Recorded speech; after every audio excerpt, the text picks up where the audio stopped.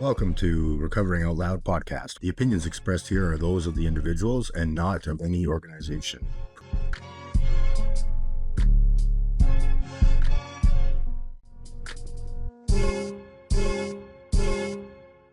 What he said to me just healed me that day. Not fully, but it started. He said that when this happened to him and his wife and they were shattered the way I was shattered, was that this is nature's way of taking care of something that could not take care of itself. And that brought me peace and perspective and clarity. And it brought me to the road to healing for this, because it was it was brutal. All right. Sarah S. How you doing? Good to see you. It's so good to see you. Thank you so much for doing this. I know it was a bit of a pain getting it all started, but it's for a good purpose. And we're resilient people. Yeah, that's a fact. And amazing. My pleasure. So hyped. So good to see you. So you are calling in from Kentucky. Let me see if I'm saying this right. Louisville. Oh my gosh, this brings me back. I mean, I'll give it to you, but it's Louisville. Yeah, that's better. Yeah. Louisville, Kentucky. Yeah. And we're gearing up for the Kentucky Derby. It's next week. Oh, yeah. And you're going to do that sober. You're planning to do that sober. Oh, yeah, I am. I'm not going to go because I don't really like the track. Like, there's too many people anyways. I didn't like going when I was drinking. It's just so crowded and everyone is so spilly, and like the weather never turns out. Your feet hurt. Someone spilled something. I don't like it. The bathrooms are gross, but but the pictures, you can go for good content. Yeah. Yeah. And so, yeah, go. So it's safe to say that you used to go just for the party. Yeah, that was the whole point. I mean, it is. I remember you talking about that. Yeah. I think I've only been to the actual Derby twice, and I've born and raised here. Once in the infield, and then once when I first met Nathan, and we spent a stupid amount of money on tickets. They were like right on the first corner, so we weren't undercover, but they were great seats, and it poured down rain. I remember just standing undercover, like looking at my money just wash away. Yeah. That's like, okay. And we got drunk and left before the Derby race started. Cause it's like one of the, I don't even know if it's the last race. I'm a terrible Kentuckian. If it's the last race of the day, or I think it is, but, cause it's gotta be. I mean, you got a picture there behind you, so it's in your blood, right? Yeah, my sister-in-law painted that. Funny you bring that up. It's funny you bring that up because I told you, I sent you a picture of this of Rebecca and I. We went to and my sister-in-law. We went to like the Canadian version, which is called the King's Plate, and it's nothing like what you guys are used to. Oh my god! But it poured rain that day too, and we were undercover, and I actually had a great time. I was sober, and I did some gambling. I forget, and it was fun. Yeah, I don't like gambling because I'm a sore loser anyways. And then just like, you put my money on the line, how dare you? Yeah. But when I win, it's like the best feeling in the world. Like, I get it. Yeah. So that's great. So we met in treatment in Utah at a recovery center there near Salt Lake City. And, it was mostly males at the time. And you were one of the few females that were there. And I have to say, like, you're a big part of my recovery program. Even still today, we talk. Yeah. But at that time, you had been through some shit. You were going through some shit. And the one thing I really related with you on, and you gave me inspiration for, was this kind of like resistance to like direction, right? Resistance to counselors and like, well, no, I want to go home. I have my family at home. Yeah. I'm going to do 30 days and, I know what's best. And I can completely relate to that. I had that experience this last time around in treatment and it got me nowhere, right? Yeah. Ultimately, when I finally just went, you know what? Fine. I'm going to do it your way. Yeah. Things got better. Yeah. I remember specifically the first moment I met you, our very first interaction, because I was coming from like one of the outside, like the barns or the therapy building, and you were at the front door. We were outside and you had just like arrived. Everyone else was like doing their thing. And honestly, it looked like you were going to be a runner. So I was like, hey, is this your first time in treatment? And you were like, oh no. And I was like, oh, okay. Because we're walking around outside and I was like, dude, if he is anything like my first day, I like sat down and I was like, this is not for me. I don't need to be here. I am nothing like anyone else here. Like, it's not that bad. And I was an AMA gremlin. That was like my jam. Like, I think I was there for 6 or 7 weeks. I think 7 weeks. And I probably tried to AMA like 9 times. So that's like more than once a week. And I got pretty far the last time. Like I had a flight booked. I remember your bags were packed. And for anyone that doesn't know, AMA is against medical advice is what it stands for. And it means basically that you're going against what everyone else recommends and leaving early because you're fixed. Yeah. Yeah. And I was like, I'm good. I'm fine. I'm done. Yeah. I am done. And God bless the fact that my husband was like, no, you are not done. Yeah. And that wasn't easy for him too, right? Like I know Nathan was like, I don't know what to do, right? Like, do I listen to the professionals or do I listen to my wife, Yeah, I think, I think it was probably easier internally for him than it looked because he was so sick of my shit. Like, when I reference my time drinking and when I was in active addiction, I refer to drunk Sarah as the troll. Like I was just such a troll. Like, oh, what a fucking nightmare. And not like the cute ones with like the diamond belly buttons and like, Justin Timberlake singing these songs, but like the ones from Harry Potter that are like, real gross. Like I was like, booger. Yeah. Like that is through and through who I was drunk and what a nightmare. And he was so sick of it. And I had put him through enough. So I think it was a nice vacation when I went to Utah for him, honestly. One less thing to worry about, a big thing he didn't have to worry about because I was like contained and surrounded by grownups. So. Yeah, and one of the things I learned later on is my wife, she started sleeping again, right? Because, she was losing sleep. Yeah. She was calling places when I wasn't coming home looking for me. She was calling jails, calling hospitals, all these things I learned after. Mm-hmm. We put through a lot, even though I talk about it a lot. We don't know, how much damage we cause to our families, but they go through it too, Yeah. And I don't think I fully grasped the damage until I actually came home and just facing the wreckage, like with a sober, clear mind. And I was like, holy shit, like I burned this place to the ground. Like, I don't know how he stayed and was able to keep our house a home. I mean, it was brutal. So there's a lot of love there. From him.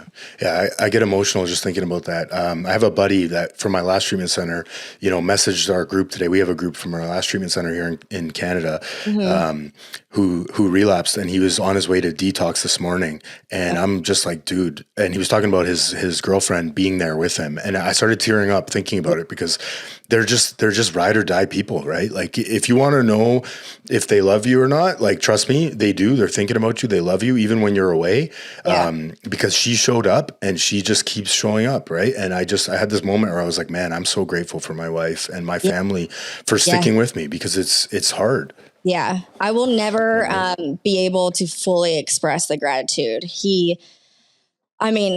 It takes a very special spouse, I don't think I would have been able to do it the way, and I've said this, like, I don't think I'm too selfish. Like he was very patient and very loving. He really wanted, we have a child together. Now we have 2. So it was, way bigger than just like, if he was leaving, he was not leaving alone. And there was like going to be even more wreckage. Yeah.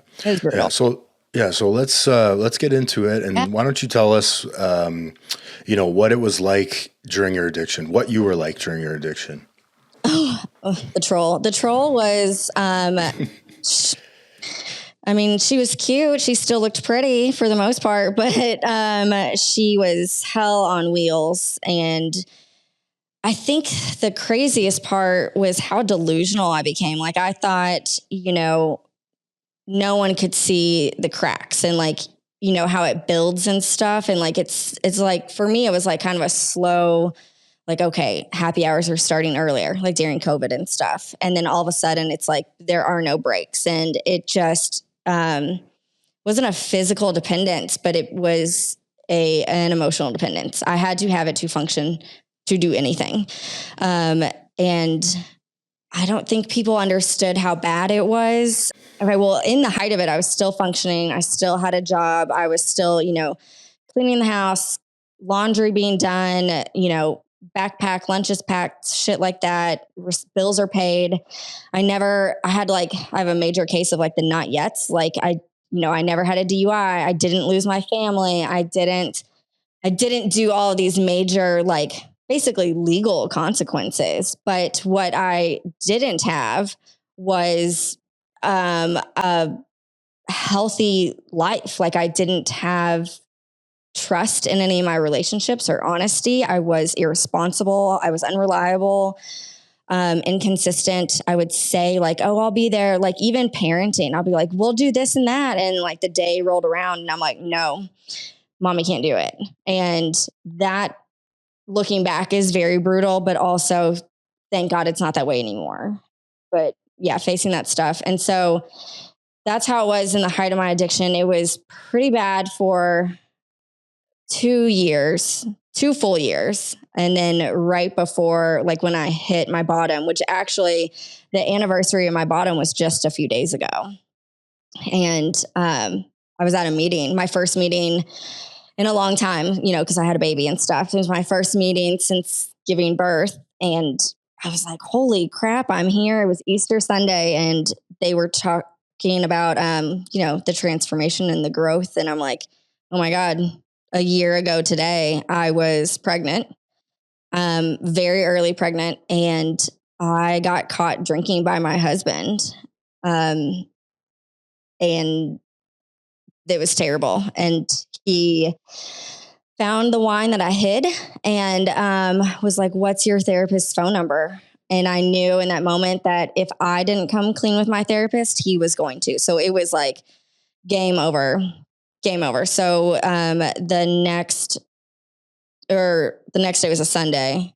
So it was miserable. And then the next day after that was a Monday. And I told her everything.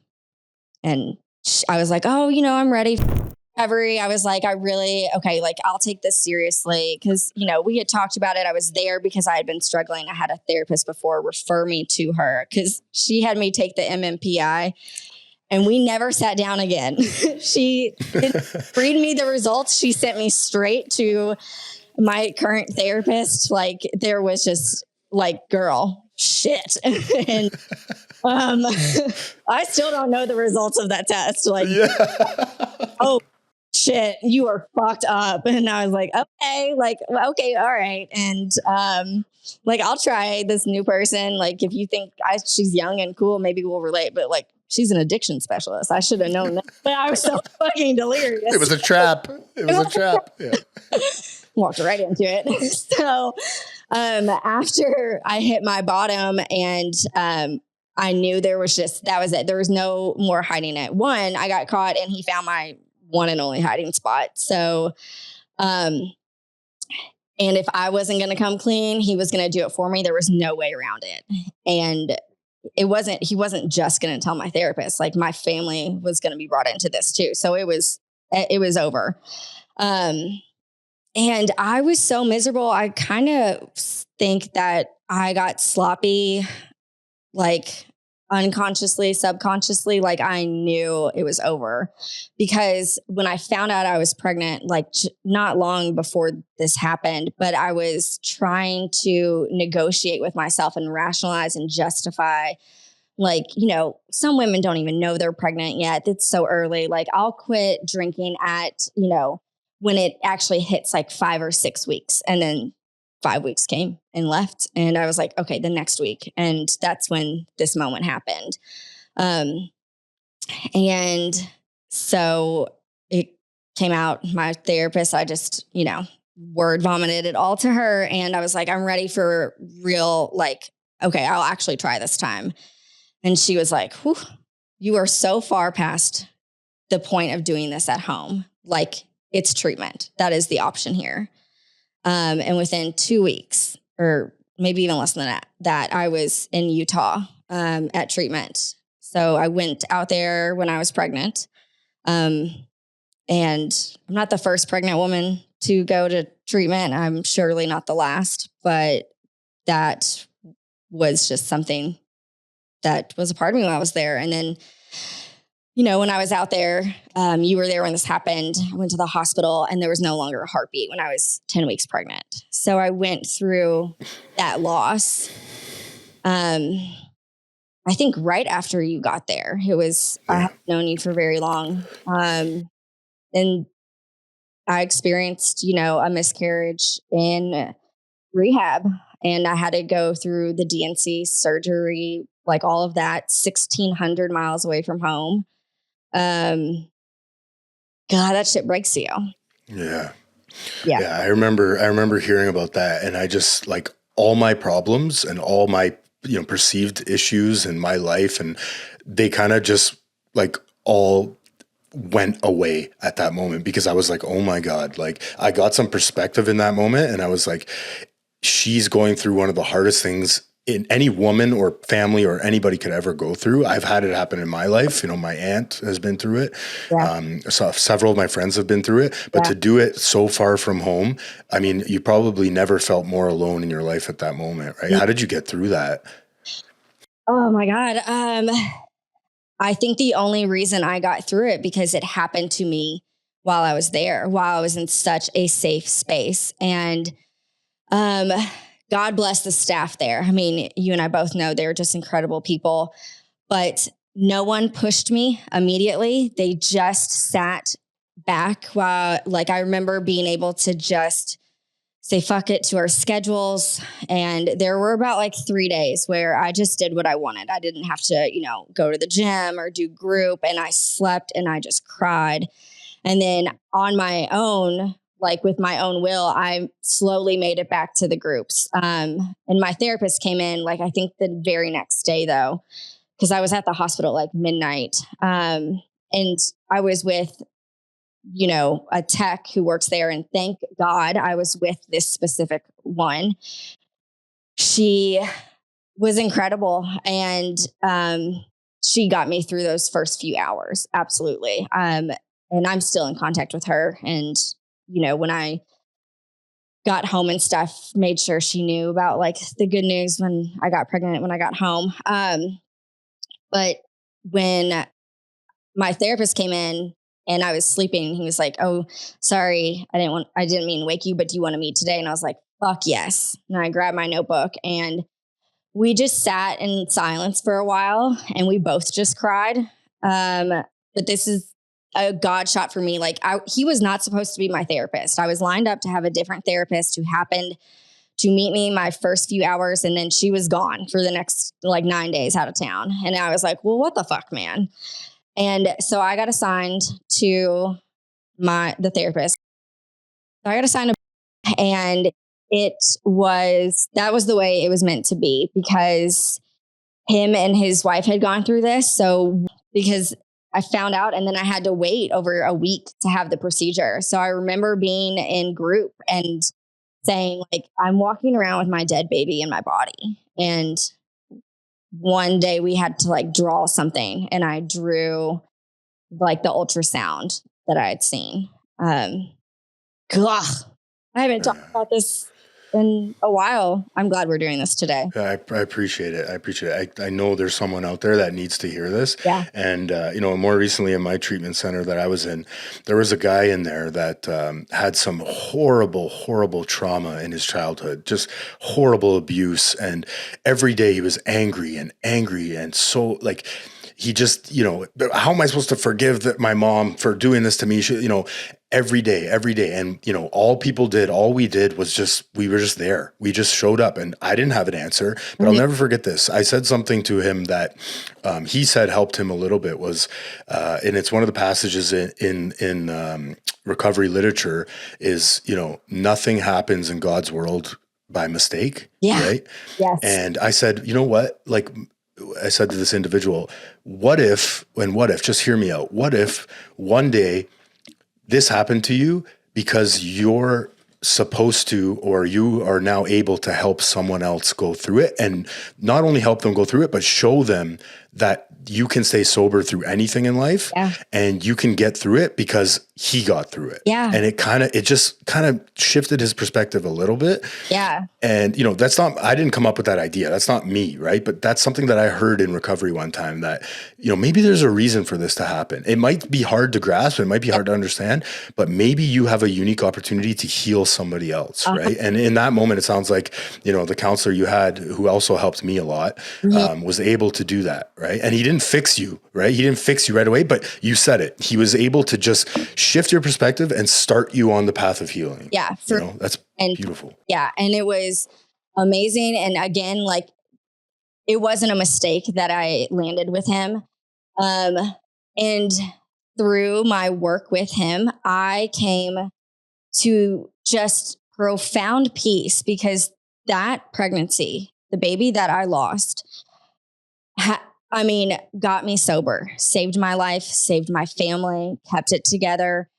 I never in a million years would have gotten sober at the time. Its purpose, that baby came to me with the sole purpose of getting me sober and saving me from myself. And it did. And basically as soon as I got home, I got pregnant. I didn't even know it was possible. We got to work. I love it. Yeah.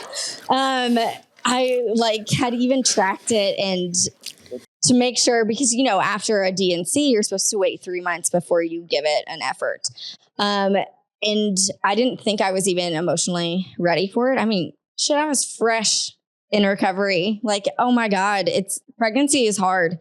You're outside of your body anyways. But I got pregnant immediately after, and we just had him. His name is Sam, and he's the best. But the way I look back at the loss, and Sam is the baby I lost, was Sam. He came to me with the purpose of getting me sober, and he returned to me when I was ready and able to be a parent to him.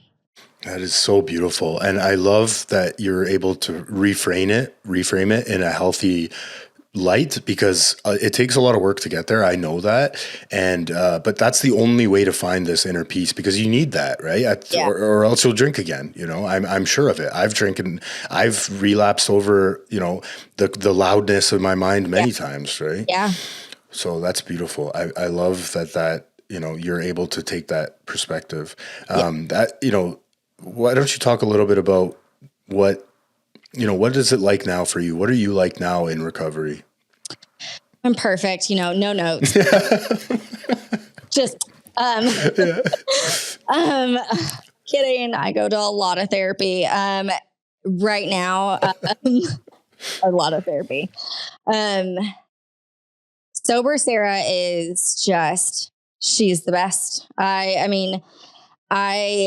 What sobriety has brought me is the realization that I am capable. I'm a capable fucking human being. I am capable of kindness and honesty and big responsibilities and trust. And you can depend on me and rely on me. I will show up for you.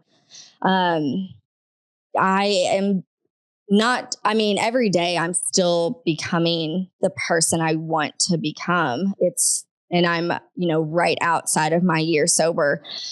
I still don't really know who I am yet. But it's not as scary anymore. Life is a lot happier and more manageable, even through the ugly. It's something I can stand in every day and not be ashamed of.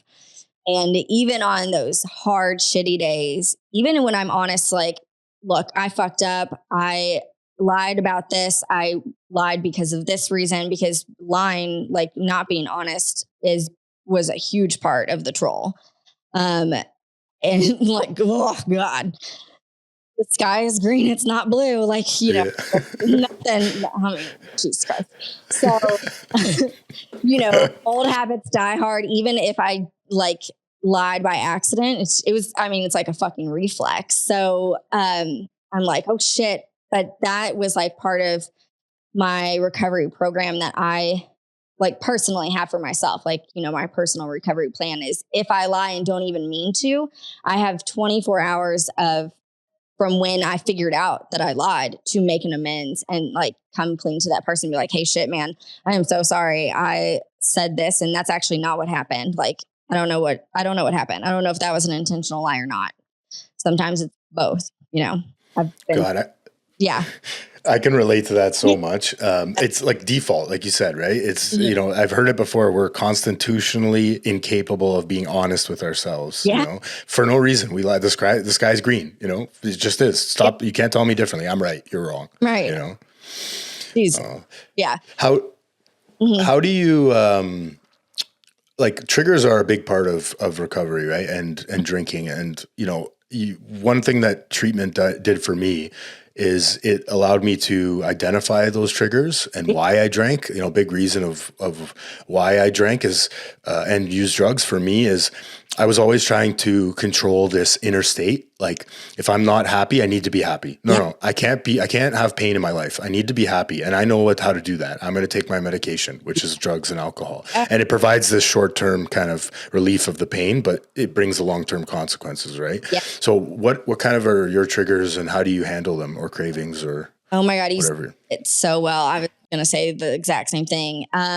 Rehab and that intense work helped me identify triggers. Like, oh, that's a trigger. I don't even know like what that even meant. Trigger. Like I thought that's what Gen Z said, but like it is just no, I use that word now too. The triggers for me are discomfort, like you said, like when I get anxious or I can't control the attention on me. Like I want to be, you know, this super cute, fun, hilarious, like party person that is like caring and funny and like all of those things. And I thought I was only that person with alcohol, and sometimes a little bit of drugs, but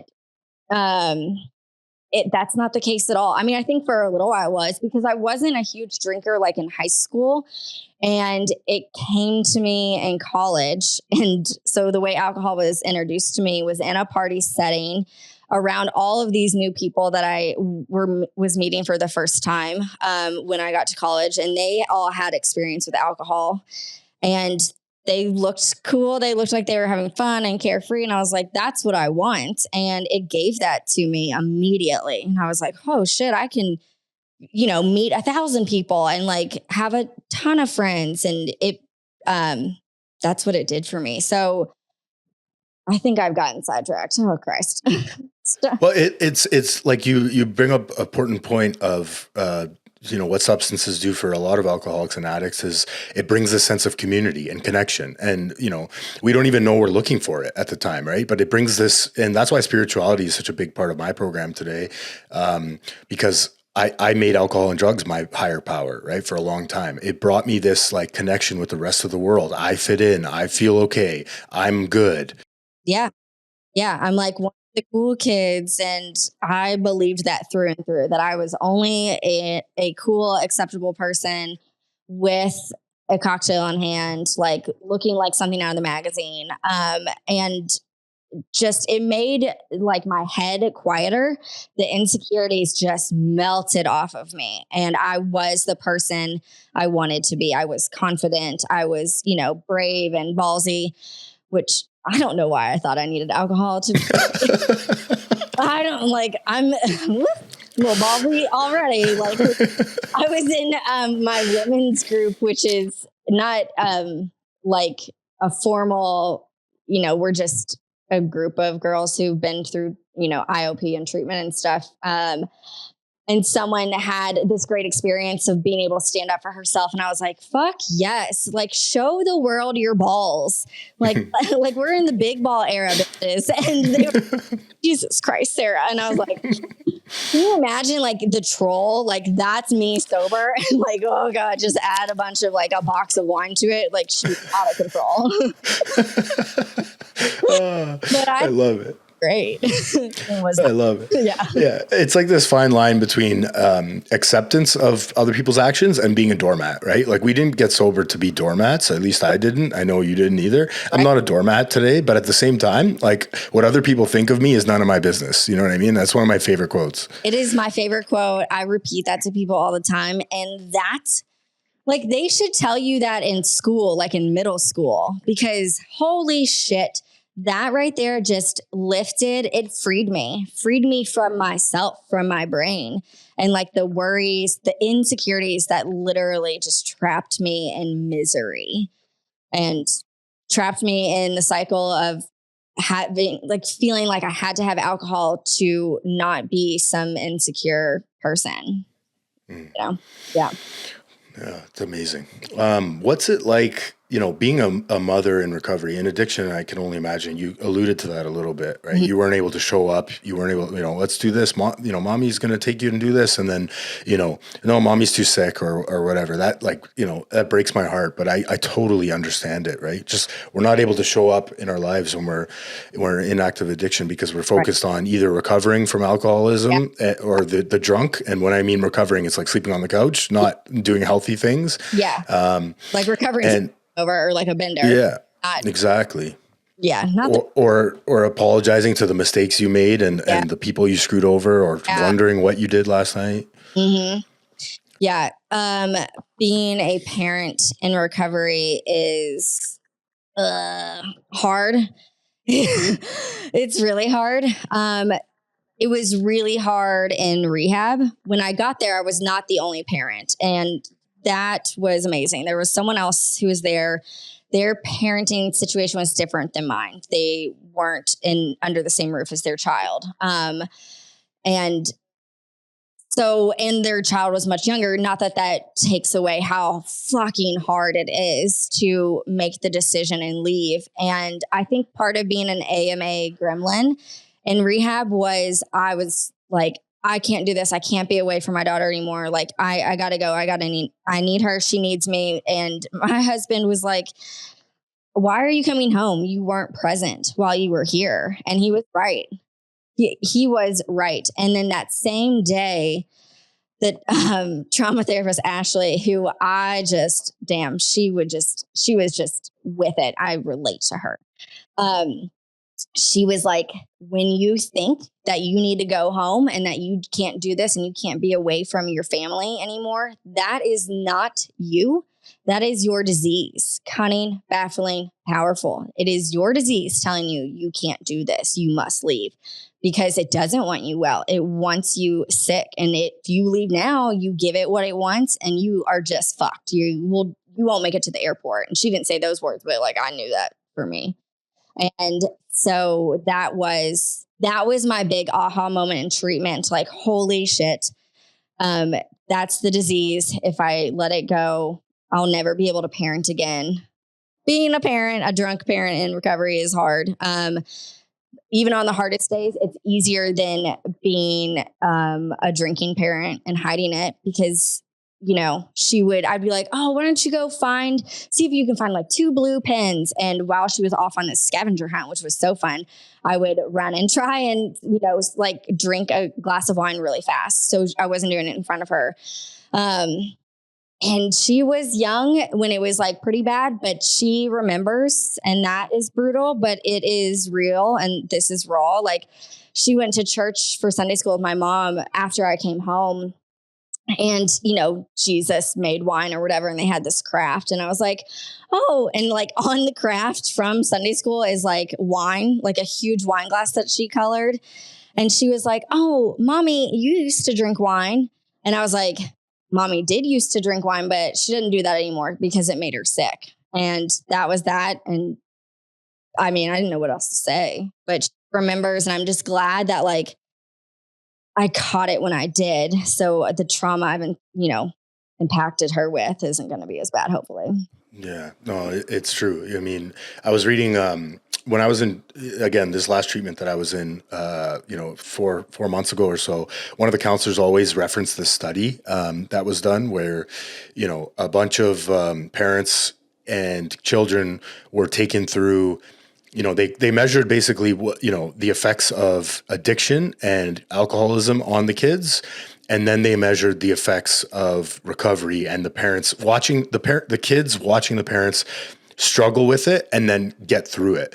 And the results were like unanimous, where the children grew up to be much healthier, happier, less addicted to drugs, less in jail, all these good things, better social skills when they witnessed their parents going through recovery and getting through alcoholism and fighting it. And the kids became more resilient themselves, right? I send me that, because I need that. I need the reminder, not that I don't need the reminder that what I did is going to hurt her, because I'm only building, if I can build myself up, I am building her up. But I had this conversation in a family weekend when Nathan was there for family weekend in rehab. And the therapist leading the group was talking about how in his family, no matter what happens, he goes to his home group meeting, he does X amount of recovery work every single week, because if he doesn't, he can't be there. And that is the truest part. That is one thing that I've realized when I get home. You have to be selfish in it. I'm sorry if you are burnt out, but if I don't go to a meeting, we will crumble. We will fall. I have to take care of it. And yeah. Yeah, and I think it's an very important point and they've drilled that into my head too, is if I don't put recovery before all else, before my wife, before my mom, before my, kid, whatever, I don't have any kids yet, but if I don't put my recovery first, none of those things will happen. I can't be a mom. I can't be a dad. I can't be a brother. I can't be a husband without my recovery coming first. Right. Yeah. So it's an important point, and it is selfish in on paper, maybe when you look at it that way. But at the end of the day, when you said it perfectly, if I'm better building myself, I'm building her. And it's amazing. We don't realize what kids retain and what they're very observant creatures, Sponges, like a ShamWow. She soaks it all in. I didn't even know I spilled that much, but she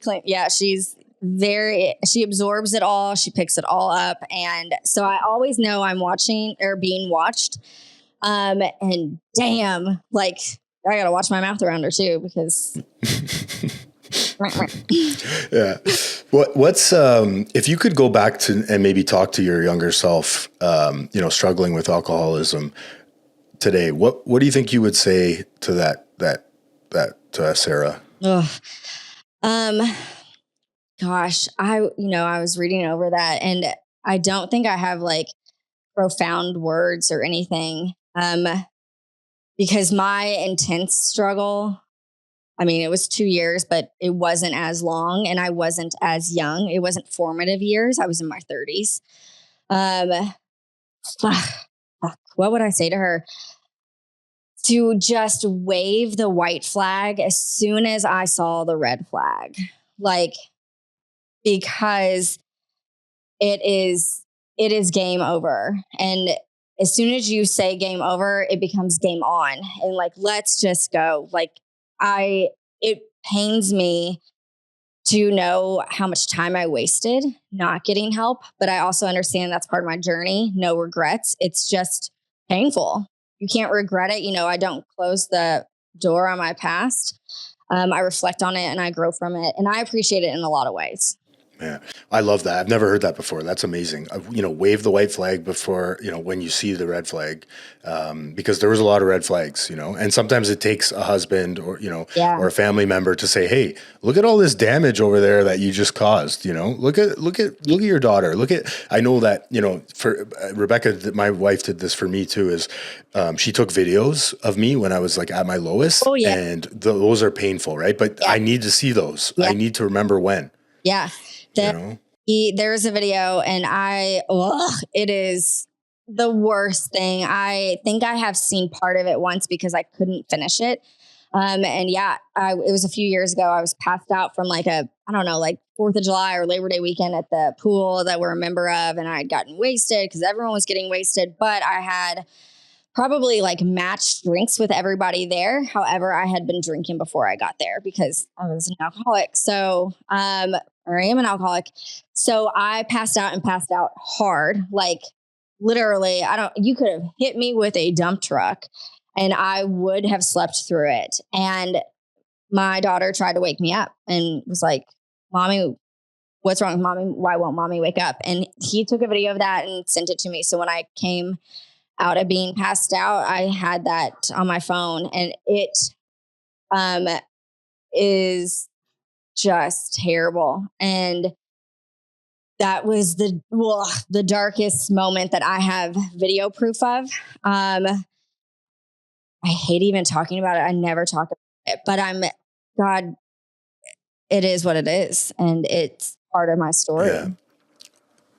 It's part of your story, but also I think we need to remember when, because for me, at least, if I pick up again, I'm going to go back there. Right. And, for more specifically for me, if it makes you feel better too, I have a video of me lying on the bathroom floor in our condo, telling her that I couldn't move and I was paralyzed and I was slurring my words because I was on a million benzos and stimulants at the same time. And it's like watching another person, right? Like it's like a monster laying on that floor. Control is in the dungeon, and there it is, right in front of you. You have video proof of it. Like, it's fucking. You can't dispute it. You can't dispute it. There is no sky is green, bitch. Like that is real. And that's you. That's you. That's you.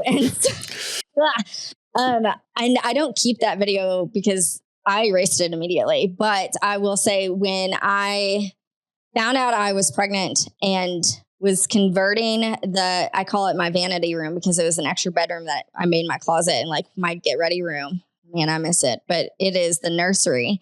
And I was so worried of what like evidence I left behind when I went to rehab that I was going to find as I cleaned it all out. And I would get a box of wine and I would throw, the cardboard away. And I would take just the bladder of the bag and I would hide it in my rain boots. And that was my hiding spot. And I was like, I'm so fucking clever. And I do think that I am clever. Like, what husband's just going to go searching through his wife's rain boots? Like, that was clever. And like, I'm not trying to give tips to anybody, but bought me some time. But so I was always so paranoid because, on those bags, like on a nozzle, it has like that silver, like foil that covers that you have to take off. And I was so paranoid in my drinking that he was going to find those silver tabs that I kept them all in one spot because I thought he would, but those tabs are on like lotion, face wash, sunscreen, like they're everywhere. Yeah. I don't think his first thought would have been like, oh, she's hiding wine in her ring. I was like, oh no, paranoia at its finest. And so when I was cleaning it out, I found where I put them all and I found 11 foil tabs. And those are just the ones I saved. That's 11 boxes of wine. That is 44 bottles of wine. And I kept them. They are in a clear bag. And so when the troll comes up, because I've taken the foot off the gas and you have to stay at 100% with your recovery work. And that's the hardest part. But because when I drop down to 90%, the troll is like, oh girl, like I see the crack. This is my time. And I keep those 11 tabs as a reminder. Like it is one is 11 boxes of wine. One drink is this. Like I can't ever drink again. I love that. I love that. And it's so true, right? I don't know what's going to happen if I pick up again, but I have a good idea that it'll be worse because I've proven that to myself. Yeah. And that's great. That's a great reminder. A good remember when, I'm sure out there right now, as we're talking, there's a parent, a mom, a parent struggling with addiction or alcoholism that doesn't know what to do, doesn't know, who to call, what to say, thinks they're the only person in the world that is going through what they're going through. What would you say to that mom or that parent right now? Gosh, I'm so glad you brought this up because, it's nerve-wracking. When I got home, I found such a benefit in sharing and recovering out loud. Like truly, that is a part of my program that I work. Like, let me just be honest. If it makes you cringe, first off, fuck, just imagine how cringe it is for me. Like, that was me who did it and who said that shit. And like, oh my God. But I do it because it heals me and it does help other people. I've had other people reach out to me and I'm like, whatever you need, you're not alone. If you have questions, I will tell you the answers and you'll know I'm being honest because the answers are pretty gross and like it's tough answers. And the only way to manage it is to just wave the flag and ask for the help and start the work. And it's so hard. The first part is so hard. To any parent struggling, I want them to know that they can leave. They can do this work. They can leave their children and go to treatment and be away from their families. And when they think they can't, they just need to know that's their disease. It's not them because they can. You are stronger and more resilient than you think. You don't figure that out while you're in the madness. Yeah. Oh my God. I love that. That's powerful. Yeah. I couldn't agree more. That was amazing. Thank you so much, Sarah. I really appreciate, you coming on and sharing your story. I know it's not easy but I know that, hopefully one person will benefit from it. That's what I always try to go into the mindset of. And that's why I love doing this. It keeps me sober, but it also hopefully can help somebody else. Yeah. And I think you did a great job today. So I really appreciate you. Yeah, I appreciate being asked. I'll do this 1,000 times. My camera is wiggling right now because I borrowed my fat cat Susan, and now I never see this bitch. She just hopped in the tree. She wants to add some effect to the video. Susan, who was also a decision I made while drinking. And I was like, let's adopt a cat. And now you're dealing with it, right? I love it. She doesn't love me, so. Yeah. Amazing. Yeah. Thank you. I love it. Thanks, Sarah. All right. It was so good seeing you. Thanks for listening. Please help us grow the channel and share, and subscribe for more content. The discussions and stories shared on this podcast are for informational and motivational purposes only. This content is not a substitute for professional medical advice, addiction treatment, or therapy. If you or someone you know is struggling with addiction, please consult a licensed physician, addiction specialist, or mental health professional. You are no longer alone.